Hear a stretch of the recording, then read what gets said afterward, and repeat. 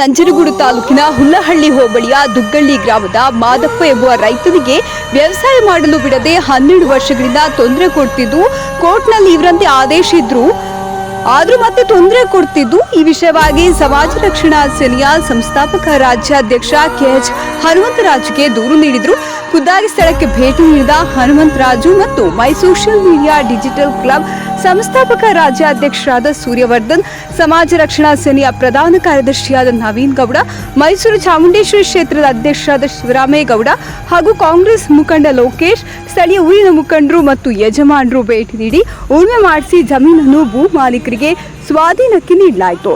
ಎಲ್ಲರ ಸಹಕಾರದೊಂದಿಗೆ ಯಶಸ್ವಿಗೊಳಿಸಲಾಯಿತು.